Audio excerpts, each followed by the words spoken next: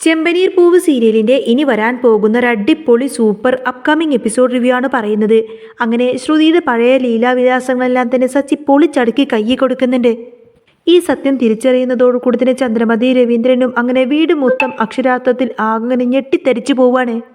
ശ്രുതിയെ വിവാഹം കഴിക്കുന്നതിന് മുൻപേ തന്നെ ശ്രുതിയുടെ വിവാഹം കഴിഞ്ഞിട്ട് അതിലൊരു കുഞ്ഞു കൂടെ ഉണ്ട് എന്ന കാര്യമെല്ലാം തന്നെ ശ്രുതി തിരിച്ചറിയുന്നുണ്ട്. മകനെ വഞ്ചിച്ചുകൊണ്ട് ശ്രുതി ആ ഒരു വീട്ടിലേക്ക് കയറി വരുന്നതോടുകൂടെ തന്നെ താൻ ഇത്ര കാലം രേവതിയിട്ട് കഷ്ടപ്പെടുത്തിയതിനുള്ളൊക്കെ തിരിച്ചടി കിട്ടട്ടോ ചന്ദ്രമതിക്ക്. ഈ ഒരു വൈകാരിക നിമിഷങ്ങൾക്കിടയിൽ തന്നെ ഒട്ടും സഹിക്കാൻ വയ്യാതെ സഹിക്കെട്ട് രേവതി തന്നെ ശ്രുതിയുടെ മുഖത്തേക്ക് ഒരു ഒറ്റടി അങ്ങ് കൊടുക്കുന്നുണ്ട്. ഇതിനിടയിൽ തന്നെ ചന്ദ്രമതിയെയും ശ്രുതിയെയും മാനസികമായി തകർക്കുന്ന മറ്റൊരു സത്യം കൂടെ വരുന്ന ഒരു അടിപൊളി സൂപ്പർ റിവ്യൂ ആട്ടാ പറയാൻ പോകുന്നത്. അങ്ങനെ സച്ചി അന്നത്തെ ഓട്ടം കഴിഞ്ഞിട്ട് വീട്ടിലേക്ക് കടന്നു വരുന്നത് എന്തോ വലിയൊരു സത്യം എല്ലാവരെയും ബോധിപ്പിക്കണമെന്ന രീതിയിലായിരുന്നു. അതുകൊണ്ട് തന്നെ സച്ചി ഹാളിലേക്ക് എല്ലാവരെയും വിളിച്ചുകൂട്ടി.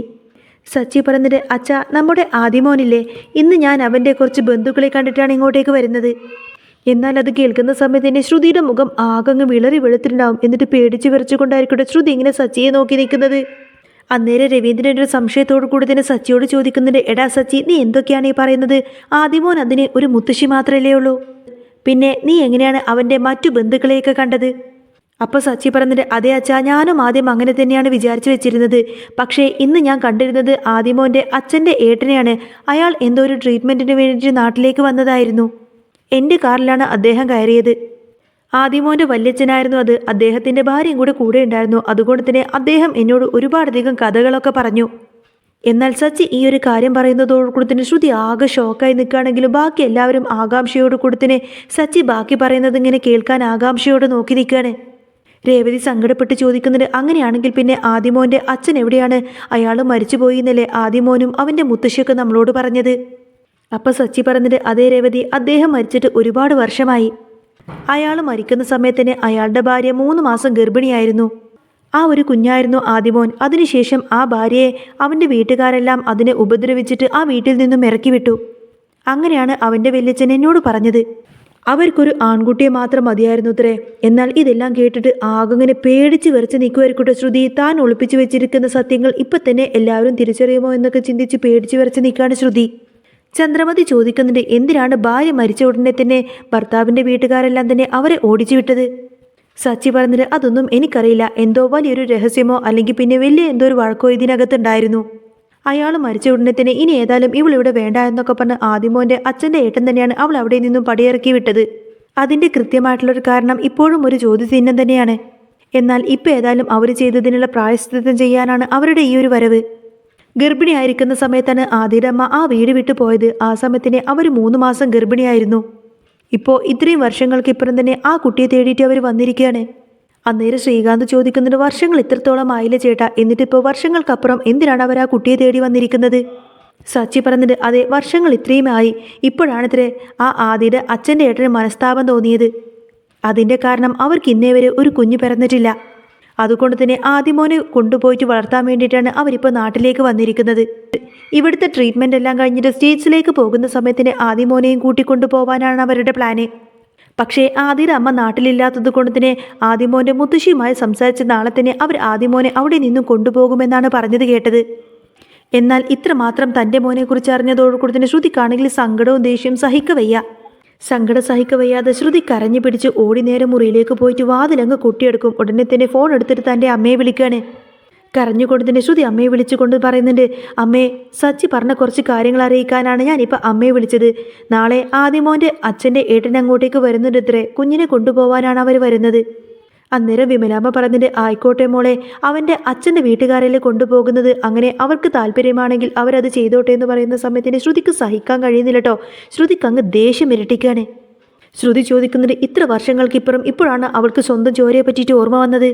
3 മാസം ഗർഭിണിയായിരിക്കുന്ന സമയത്ത് തന്നെ അവർ അവിടെ നിന്നും എന്നെ പടിയിറക്കി വിട്ടു. ആ സമയത്ത് എന്താ അവർക്ക് സ്വന്തം ചോരയെ പറ്റിയിട്ട് ഒരു ഓർമ്മയും ഉണ്ടായില്ലല്ലോ. എന്നിട്ടിപ്പോൾ വർഷങ്ങൾക്കിപ്പുറം അവർക്ക് നാണമില്ലേ സ്വന്തം ചോരയെ ചോദിച്ചു വരാൻ?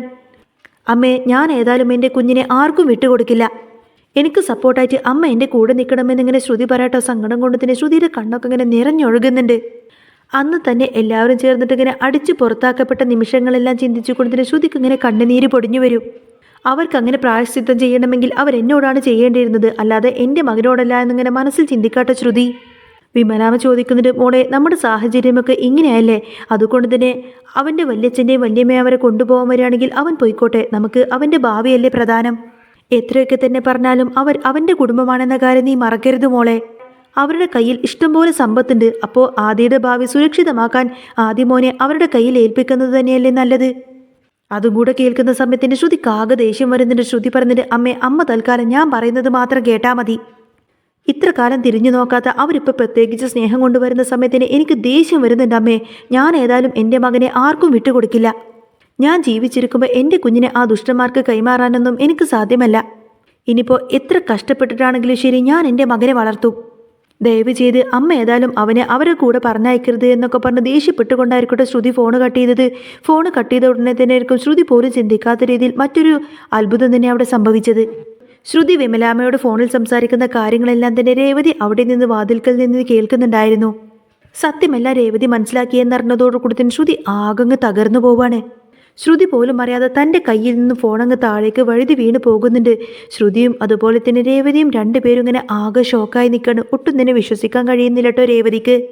താൻ ഇത്ര കാലം മനസ്സിൽ സൂക്ഷിച്ചു വെച്ചിരുന്ന രഹസ്യമെല്ലാം തന്നെ രേവതിക്ക് മുന്നിൽ പൊളിഞ്ഞു പോയല്ലോ എന്നൊക്കെ ചിന്തിച്ചുകൊണ്ട് തന്നെ ആകെ പേടിച്ചു വരച്ച് നിൽക്കുമായിരിക്കട്ടെ ശ്രുതി. എന്നാൽ രേവതിയുടെ മുന്നിൽ താൻ പിടിക്കപ്പെട്ടു എന്നറിഞ്ഞതോടുകൂടി തന്നെ ശ്രുതി പെട്ടെന്ന് ഒരു ഐഡിയ പ്രയോഗിക്കുകയാണ്. രേവതിയുടെ അടുത്തേക്ക് വന്നുകൊണ്ട് തന്നെ ശ്രുതി ചോദിക്കുന്നുണ്ട്, എന്താ രേവതി ഇത്? നിനക്കുള്ള ഈ ഒരു ഒളിഞ്ഞു നോട്ടം പണ്ട് മുതലുള്ളതാണോ? നീ എന്തിനാ എപ്പോഴും എൻ്റെ മുറിയുടെ വാതിൽക്കൽ വന്നിട്ട് ഞാൻ സംസാരിക്കുന്നതൊക്കെ ഇങ്ങനെ ഒളിഞ്ഞു കേൾക്കുന്നത്? ഈ കാര്യം ഞാൻ ഇപ്പം തന്നെ ആൻറ്റിയോട് പറഞ്ഞു കൊടുക്കാൻ പോവാണ്. ഇനി ഒരിക്കലും നിന്നെ എൻ്റെ റൂമിൻ്റെ മുന്നിലായിട്ട് കണ്ടുപോകരുത്. നിനക്കങ്ങനെ വരണം എന്നുണ്ടെങ്കിൽ തന്നെ എന്നെ അറിയിച്ചിട്ട് ഡോറിലൊരു മുട്ടൊക്കെ കൊടുത്തിട്ട് വേണം വരാൻ. എന്നാൽ ഇത്രമാത്രം വലിയൊരു തെറ്റ് ചെയ്തിട്ട് പോലും ശ്രുതി ഇങ്ങനെ ഒന്നും അറിയാത്ത മട്ടിൽ അഹങ്കാരത്തോട് സംസാരിക്കുന്നത് കേൾക്കുന്ന സമയത്തിന് രേവതിയുടെ പിടി വിട്ടു പോവാണ്. ഒട്ടും തന്നെ സഹിക്കാൻ കഴിയാതെ കെട്ടുകൊടുത്തിനെ രേവതി ശ്രുതിയുടെ കവിളത്തൊരാഞ്ഞൊരൊറ്റടി അങ്ങ് പൊട്ടിച്ചു കൊടുക്കും.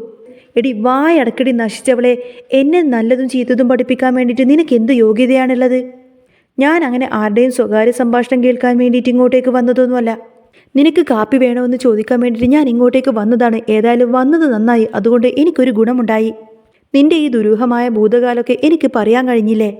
രേവതി അതും പറഞ്ഞു കൊടുത്തിട്ട് ശ്രുതി എങ്ങനെ പരിഹസിക്കാൻ ശ്രമിക്കുന്ന സമയത്തിന് ശ്രുതി ഒന്നും അറിയാത്തതുപോലെ ഇങ്ങനെ സംസാരിക്കാണ്. എടി നീ എന്തറിഞ്ഞു എന്നായി പറയുന്നത്? അതിന് മാത്രം എൻ്റെ ജീവിതത്തിൽ ഭൂതകാലത്തിൽ ഒന്നും തന്നെ ഉണ്ടായിട്ടില്ല. നീ വെറുതെ ചുമ്മാ എന്നെ പരിഹസിക്കാൻ വേണ്ടിയിട്ട് ഓരോ കെട്ടുകഥകളൊന്നും മെനഞ്ഞുണ്ടാക്കല്ലേ രേവതി. അങ്ങനെ ശ്രുതി ഒന്നും അറിയാത്ത മട്ടിൽ പയ്യെ അവിടെ നിന്നിങ്ങനെ തിരിഞ്ഞു നടക്കാൻ ശ്രമിക്കുന്ന സമയത്തിന് രേവതിക്ക് ദേഷ്യം പിടിവിട്ട് പോയിട്ട് നിൽക്കടി അവിടെ എന്നൊക്കെ പറഞ്ഞിട്ട് ശ്രുതിയെ പുറകിൽ നിന്ന് വിളിക്കും. ശ്രുതിയെ പിടിച്ചു നിർത്തിക്കൊടുത്തിട്ട് രേവതി ചോദിക്കുന്നുണ്ട്, പറയടി, സത്യം പറയടി, സച്ചേട്ടൻ ഇന്ന് പറഞ്ഞ കഥയിലെ ആ സ്ത്രീ നീയല്ലേ?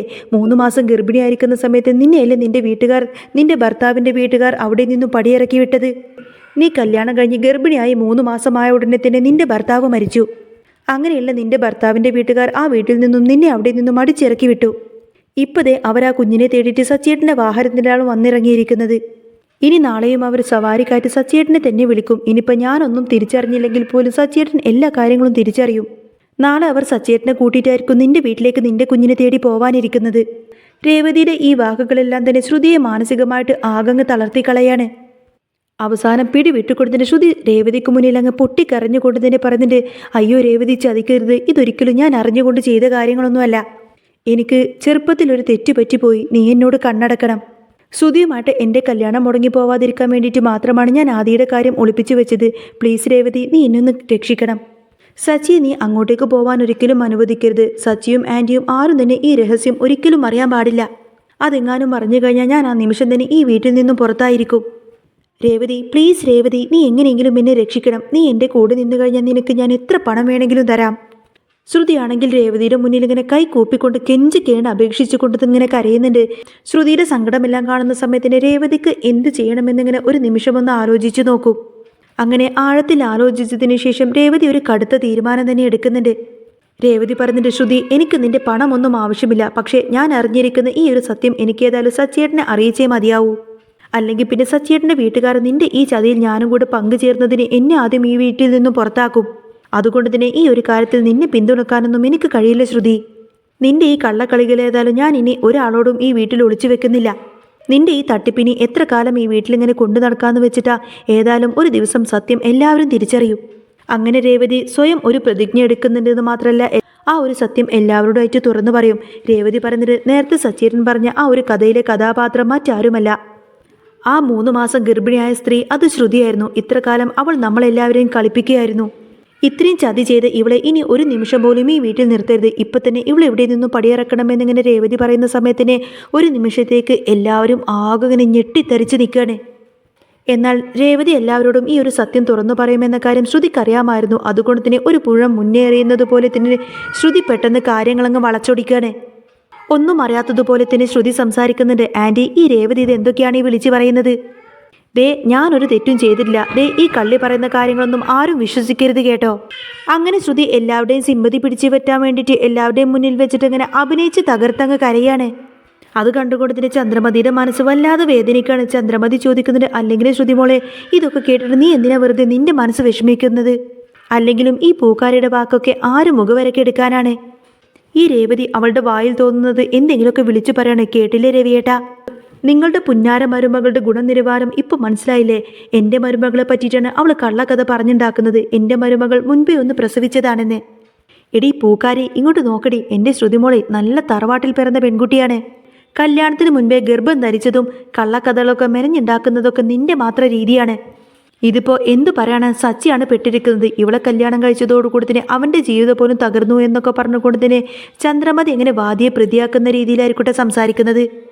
ചന്ദ്രയുടെ വാക്കെല്ലാം കേൾക്കുന്ന സമയത്തിന് ശ്രുതിക്കും ഒരുപാട് സന്തോഷമായിരിക്കും. ശ്രുതി ഇങ്ങനെ ഭയങ്കര സമാധാനത്തോടെ നിൽക്കുന്നത് കാണുന്ന സമയത്തിന് സച്ചിക്ക് ദേഷ്യം വരട്ടോ. രേവതി ആകെ വിഷമിച്ച് നിൽക്കുന്നത് കാണുന്ന സമയത്തിന് സച്ചിക്ക് അങ്ങ് നിയന്ത്രണം വിടും. അതോടുകൂടി തന്നെ സച്ചി ദേഷ്യപ്പെട്ട് ചന്ദ്രമതിയുടെ അടുത്തേക്ക് അങ്ങ് പാഞ്ഞു വരും. സച്ചി വന്ന് പറഞ്ഞിട്ട്, മതി അമ്മേ, നിർത്തി. എന്നിട്ട് ചന്ദ്രമതിയുടെ നേർക്ക് വിരൽ ചൂണ്ടിക്കൊണ്ട് തന്നെ പറയുന്നുണ്ട്, ഇനിയിപ്പോൾ അമ്മയാണെങ്കിലും വേണ്ടില്ല, എൻ്റെ രേവതിയെ പറ്റിയിട്ട് അനാവശ്യമായിട്ട് ഒരു വാക്കെങ്കിലും പറഞ്ഞു കഴിഞ്ഞാൽ പിന്നെ അമ്മയാണെന്നൊന്നും ഞാൻ നോക്കില്ല. അതെ, രേവതി പറഞ്ഞത് തന്നെയാണ് ശരി. എല്ലാ സത്യങ്ങളും ഞാൻ തിരിച്ചറിഞ്ഞിരിക്കുന്നു. സത്യമെല്ലാം മനസ്സിലാക്കിയതിന് ശേഷം തന്നെയാണ് ഞാൻ വന്നിരിക്കുന്നത്. എന്നാൽ ഞാൻ കാരണം ഈ വീട്ടിലൊരു പൊട്ടിത്തെറി വേണ്ടാന്ന് വിചാരിച്ചുകൊണ്ട് മാത്രമാണ് എല്ലാം ഞാൻ മറച്ചു വെച്ചിരിക്കുന്നത്. എൻ്റെ കാറിൽ നിന്ന് സവാരിക്ക് വന്നിരിക്കുന്നത് ശ്രുതിയുടെ ബന്ധുക്കൾ തന്നെയായിരുന്നു. അവളുടെ ആദ്യ ഭർത്താവിൻ്റെ ചേട്ടനും ഭാര്യയും തന്നെയാണ് വന്നിരിക്കുന്നത്. ഇനിയിപ്പോൾ ഞാൻ ഇത്രയൊക്കെ പറഞ്ഞിട്ട് പോലും നിങ്ങൾക്ക് വിശ്വാസമില്ലെങ്കിൽ ദാ ഈ ഫോട്ടോ ഞാൻ കാണിക്കാമെന്നൊക്കെ പറഞ്ഞ് ശ്രുതിയുടെ കല്യാണ ഫോട്ടോ എടുത്തിട്ട് എല്ലാവരെയും കാണിക്കാട്ടോ സച്ചി. അങ്ങനെ ഒരു ഫോട്ടോ കാണിക്കുന്ന സമയത്തിന് ആർക്കും വിശ്വാസമില്ലാത്തത് കൊണ്ട് തന്നെ ആ ഒരു വിവാഹ ആൽബം മുഴുവനായിട്ട് അങ്ങ് സച്ചി കാണിച്ചു കൊടുക്കുകയാണ്.